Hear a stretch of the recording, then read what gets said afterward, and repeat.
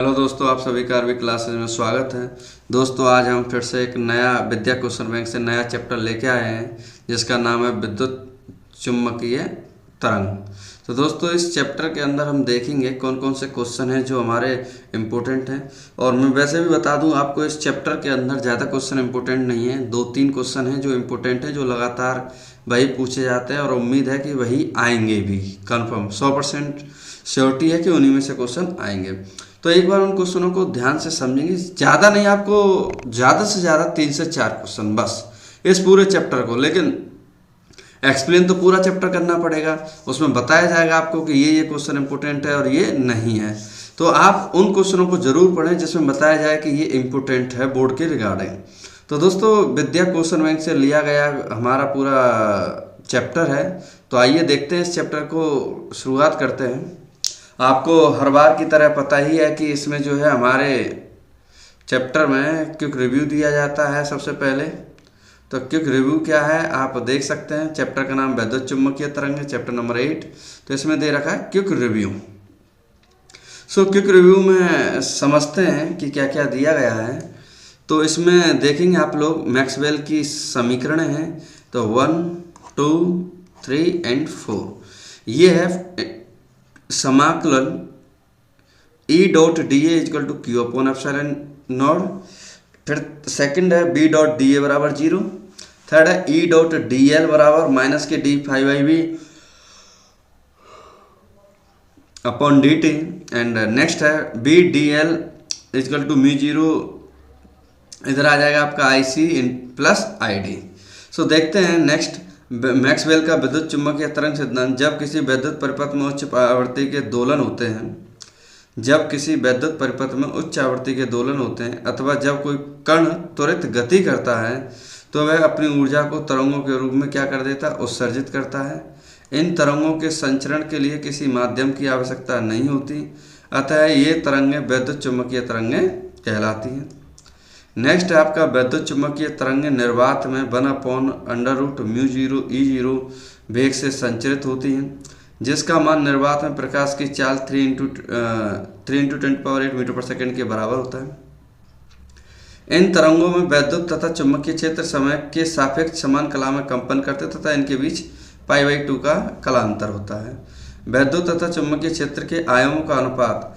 आयाम दोस्तों इसको जरूर याद रखें आप, आयाम का अनुपात क्या होता है। सिंपली अगर हम बोलें E/V इक्वल टू C, तो हमें ये फॉर्मूला क्या है याद रखना होगा। नेक्स्ट देखेंगे, विद्युत क्षेत्र की औसत ऊर्जा घनत्व UE equal to 1/2 epsilon naught E0 का स्क्वायर तथा चुम्बकीय क्षेत्र औसत ऊर्जा घनत्व होता है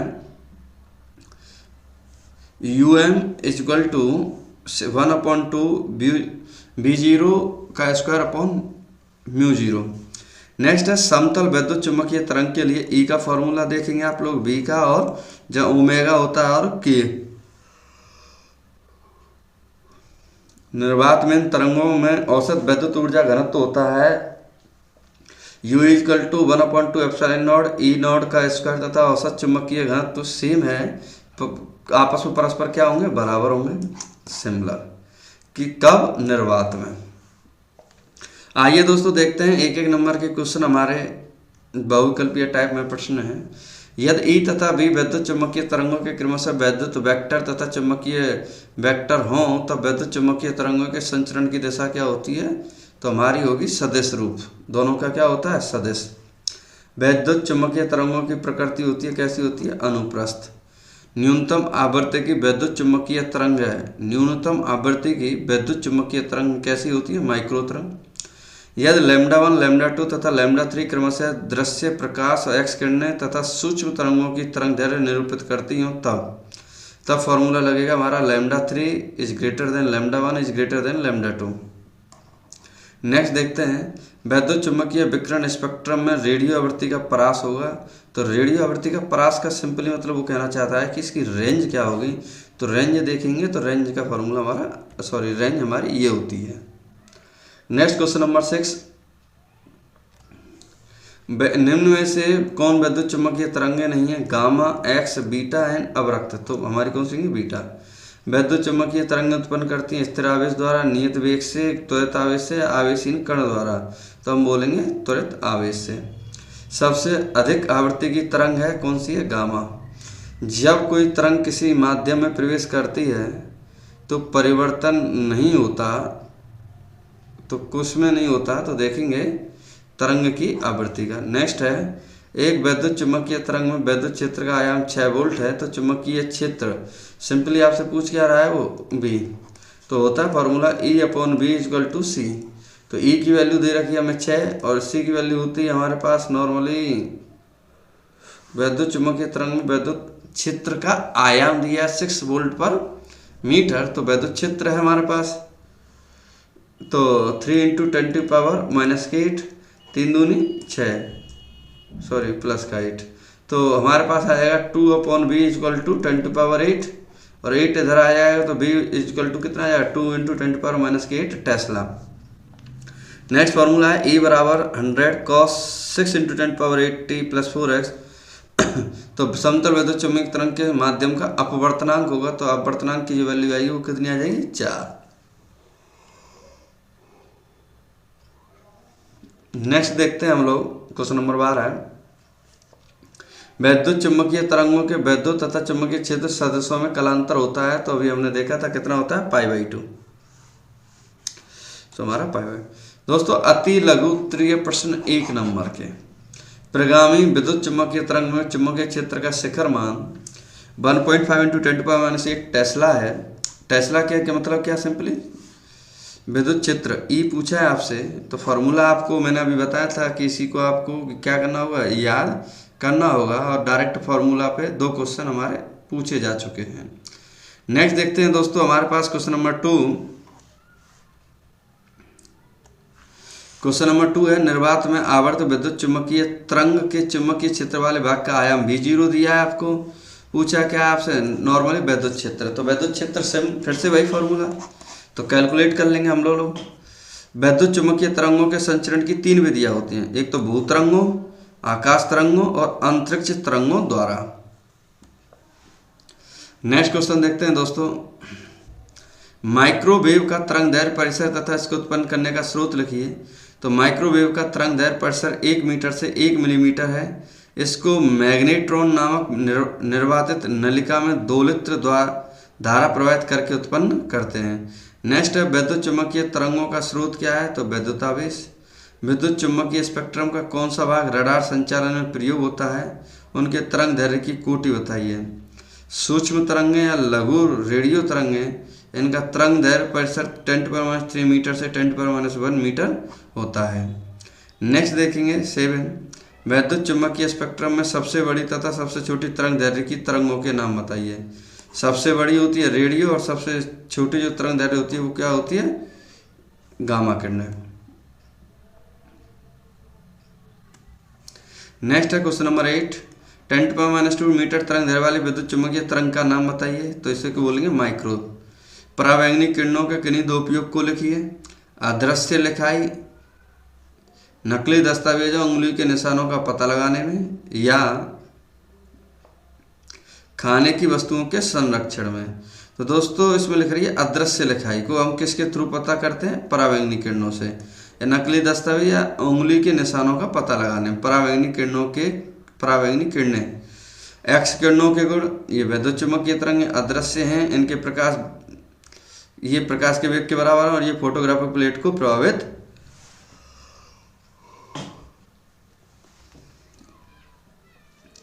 इसी में उपयोग देखेंगे हम लोग। हीरों की जांच परख करने में, भारी गार्डर में दरार या वायु के बुलबुले का पता लगाने में, रेडियोग्राफी में एंड शल्य चिकित्सा में इसका हम क्या करते हैं? उपयोग करते हैं।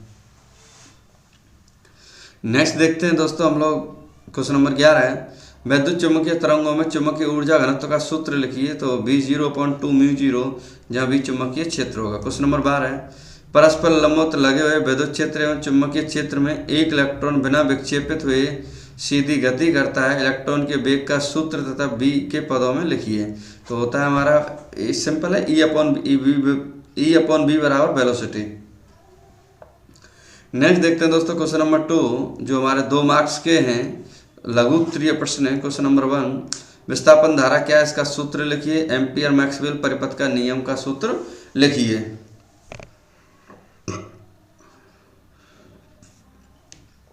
विस्थापन धारा क्या होता है, किसी परिपथ में समय के साथ परिवर्तित विद्युत क्षेत्र के कारण उत्पन्न धारा को विस्थापन धारा कहते हैं तथा इसे आईडी से प्रदर्शित करते हैं।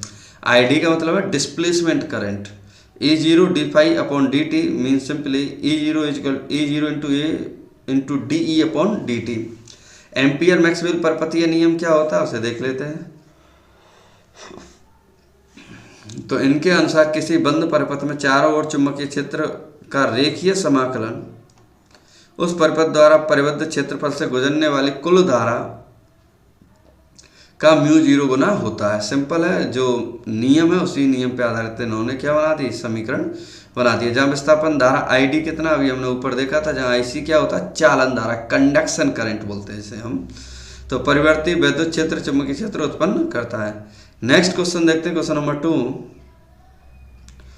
एक्स दिशा में गतिशील विद्युत चुंबकीय तरंग का विद्युत क्षेत्र ई वाई से प्रदर्शित है। इसे इस एक इलेक्ट्रॉन के वाई दिशा में 2 × 10⁷ मीटर पर सेकंड की चाल से गति करने पर इलेक्ट्रॉन पर लगने वाले अधिकतम विद्युत बल एवं अधिकतम चुंबकीय बल का मान ज्ञात कीजिए। तो चुंबकीय क्षेत्र का अधिकतम मान कितना होता है निकाल लेंगे हम।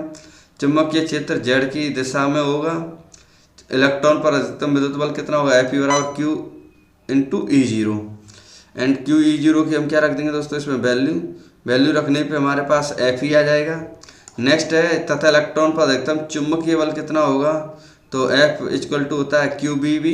तो वैल्यू रख देंगे, वैल्यू रख के आंसर देखेंगे कि कितना हमारा आ रहा है। नेक्स्ट देखते हैं दोस्तों, क्वेश्चन नंबर हमारा अगला। इसमें वैल्यू देखेंगे दोस्तों। हमारा है नेक्स्ट लघु उत्तरीय प्रश्न, जो कि हमारे कितने मार्क्स हैं, 3 मार्क्स है दोस्तों। ये है सबसे इम्पोर्टेंट, वेरी वेरी इंपॉर्टेंट दोस्तों। ये समझ लो 100% आने की गारंटी, इससे एक क्वेश्चन आना तय है। वैद्युत चुंबकीय तरंगों के स्पेक्ट्रम को आवृत्ति के बढ़ते हुए क्रम में लिखिए। इस स्पेक्ट्रम के विभिन्न क्षेत्रों की उपयोगिता कीजिए। इन गामा किरणों से रेडियो तरंगों तक सभी विद्युत चुंबकीय तरंगों के नाम तरंग दैर्घ्य के बढ़ते क्रम में लिखिए। मेन चीज़ क्या है, अभी इसका आपको बता दें, अभी जो आपने कुछ क्वेश्चन भी देखे होंगे उन क्वेश्चनों में ये वैल्यू डायरेक्ट पूछी जाती है। पहले पूछा जाता है कि जो तरंग है वो हमारी रेडियो तरंग है, रेडियो तरंग की आवृत्ति कितनी होती है, इसका उपयोग कहाँ करते हैं और इसकी तरंग दैर्घ्य कितनी होती है। फिर माइक्रो तरंग, अवरक्त विकिरण, फिर विकिरण, दृश्य विकिरण, और फिर लास्ट में आ जाता है हमारा परावैंगनी, एक्स गामा। तो इन सब की वैल्यू पूछा है कि भाई बताओ कौन की आवृत्ति कैसे है, ये तरंग दैर्घ्य क्या है। तो ये सब चीज़ें हमको 1 by 1 याद रखनी है, कौन का कहाँ एप्लीकेशन है दोस्तों। बहुत इंपॉर्टेंट था वो क्वेश्चन हमारा। नेक्स्ट है सब ये, फिर तो उस पर आधारित क्वेश्चन आएंगे आपके कि क्या है। देखिए दोस्तों, अभी नेक्स्ट क्वेश्चन है हमारे पास, अवरक्त विकिरण तथा गामा किरणों के एक एक उपयोग लिखिए। आ गया क्वेश्चन। विद्युत चुंबकीय स्पेक्ट्रम के मुख्य भागों को उनकी तरंग दैर्घ्य परास के साथ लिखिए। निम्न विद्युत चुंबकीय तरंगों का एक एक उपयोग लिखिए। तो सब क्वेश्चन उसी से लिंक रहेंगे आपके। आप देख सकते हैं इसमें गामा किरणें, एक्स किरणें, परावैंगनी, अवरक्त किरणें जो दिया गया था अभी। नेक्स्ट क्वेश्चन नंबर 3 देख लेते हैं। एम्पियर के परिपथीय नियम का मैक्सवेल द्वारा व्यापकीकरण लिखिए। दिखाइए कि संधारित्र को आवेशित करने की प्रक्रिया में संधारित्र की प्लेटों के बीच उत्पन्न धारा होती है। तो हमारे पास आई का फॉर्मूला होता है I बराबर ε0 d phi upon D t, जहाँ फाई क्या होगा, संधारित्र की प्लेटों के बीच आवेशित करने वाले उत्पन्न वैद्युत फ्लक्स। इसी में देखते हैं आगे। तो एम्पियर के परिपथीय नियम का मैक्सवेल द्वारा जो फॉर्मूला दिया गया था वो ये था, B dot d I equal to μ0 I plus I d equal to μ0 I plus E ε0 d phi upon D t. तो माना समांतर संधारित्र सी परिपथ में आवेशित है। 2 प्लेटों के बीच विद्युत क्षेत्र का परिमाण होता है E बराबर Q अपॉन ε0 A तथा प्लेट के पृष्ठ के लंबवत होता है। फाई E बराबर E dot A equal to E A cos theta. Theta की वैल्यू 0, तो ई ए कॉस आ जाएगा हमारा, यहाँ से आ जाएगा फाई की वैल्यू Q अपॉन ε0। तो d phi upon D t equal to d upon D t in bracket Q upon ε0। तो इसे सॉल्व करके आ जाएगा हमारा I equal to I0 d phi E upon D t, जहाँ dq/dt या d∅/dt क्या हो जाता है, एक तरह से ये होता था फ्लक्स में परिवर्तन की दर। नेक्स्ट क्वेश्चन देखते हैं दोस्तों हम लोग, क्वेश्चन नंबर 4। एक वैद्युत चुम्बकीय तरंग एक समतल में x अक्ष के लंबवत गतिशील है। समतल के किसी बिंदु पर इसका चुंबकीय अक्ष b इतना दिया गया है, तो इस बिंदु पर E की गणना कीजिए। तो C की वैल्यू हमें मालूम है, B हमें मालूम है, आपसे E पूछा है तो E भी हम क्या कर लेंगे, निकाल लेंगे। और दोस्तों इसको देखेंगे आप लोग, अगर इस पे B है और इस पे क्या E है, तो ये जो तरंगें जो वेव्स हमारी संचरण कर रही हैं, मतलब चल रही हैं, तो ये ध्यान से देखना होगा। अगर इसकी डायरेक्शन देखो और इसकी बाहर की तरफ, सिंपली E और जो B है दोनों में जो एंगल होगा वो कितने का होगा, 90 डिग्री का। तो विद्युत चुम्बकीय तरंग x दिशा में गतिमान है तथा B वाई दिशा में है, तो E कहाँ होगा, तो E हमारा z दिशा में होगा। नेक्स्ट देखते हैं दोस्तों इसी में आगे,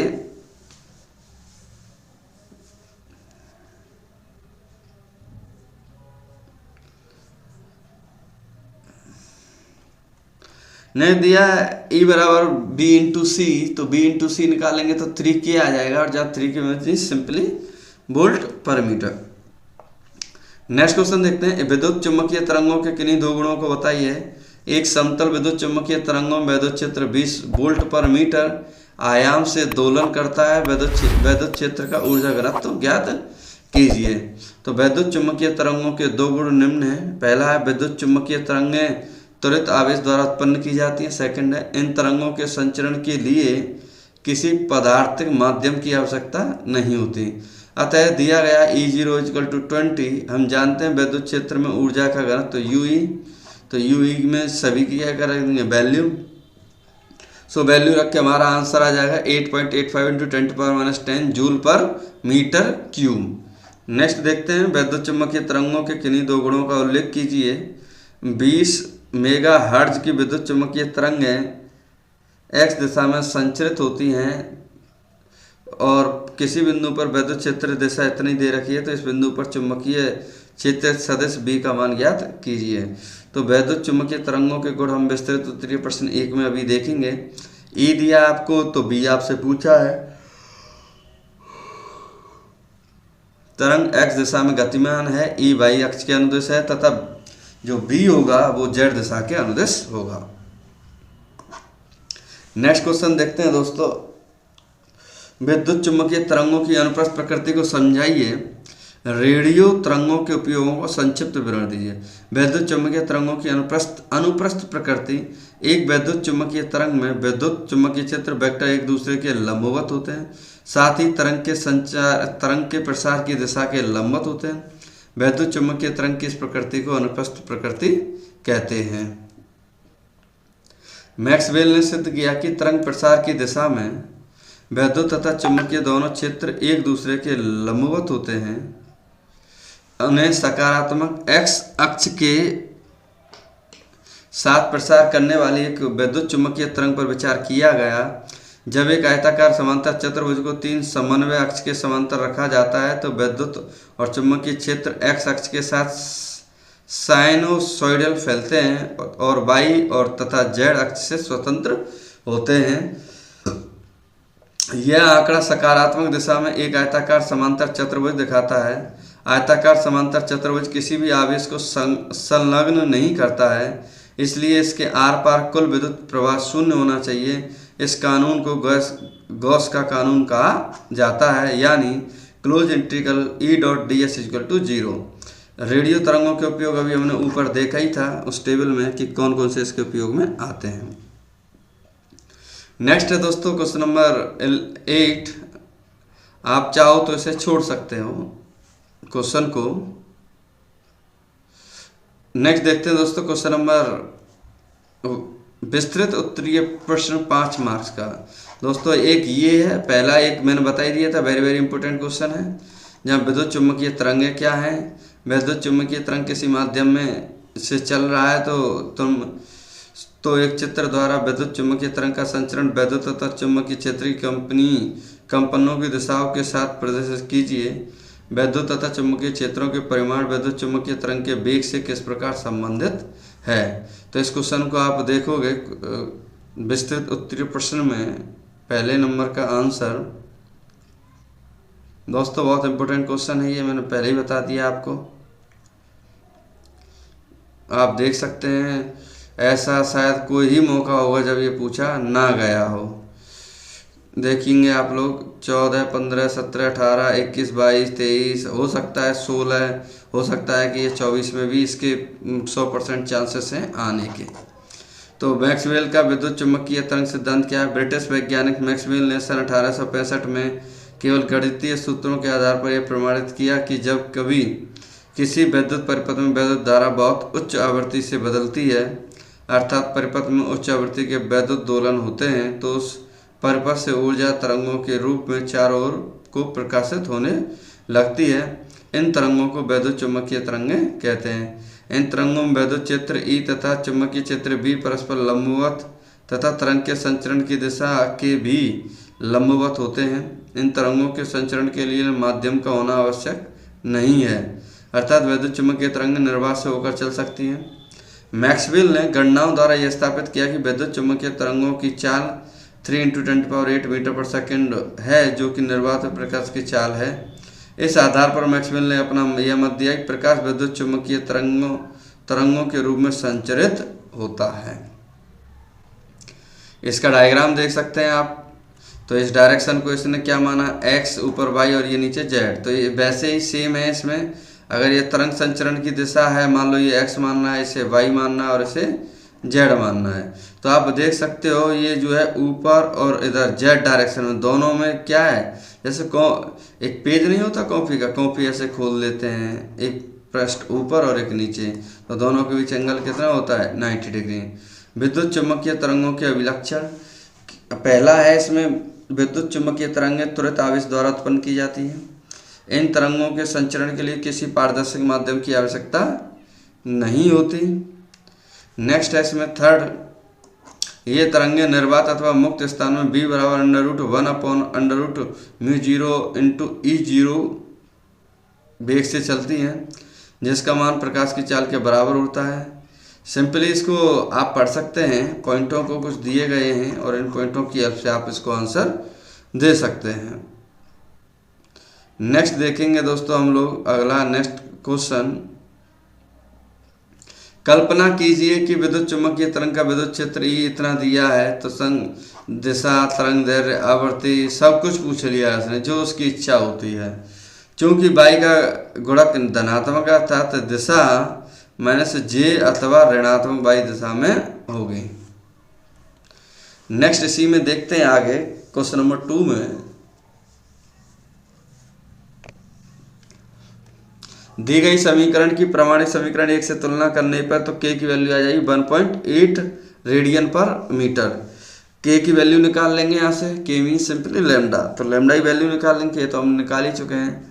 और इधर से अगर हम बात करें तो किसकी वैल्यू निकाल रहे हैं हम लोग, फ्रीक्वेंसी की, तो फ्रीक्वेंसी का फॉर्मूला लगा देंगे। नेक्स्ट है आपके पास कि B0 निकालना है, चुंबकीय क्षेत्र, तो B0 निकाल लेंगे। और फिर नॉर्मल चुंबकीय क्षेत्र चाहिए तो नॉर्मल भी हम लोग निकाल सकते हैं। तो दोस्तों इस तरह से हमारा ये चैप्टर नॉर्मली हम बता दें तो ये चैप्टर हमारा वैसे भी शॉर्ट है, लेकिन इसमें क्वेश्चन नंबर ज़्यादा आपको 1, 2, 3 क्वेश्चन है जो इसमें वेरी इंपॉर्टेंट है, उनको पढ़ना बहुत ज़रूरी है। वो हो सकता है कि आपके पेपर में डायरेक्ट आ जाएं। तो उम्मीद कर रहा हूँ कि ये वीडियो आपके समझ में आई होगी और हो सकता है ये वीडियो आपके पेपर के रिगार्डिंग आपको हेल्प करेगी।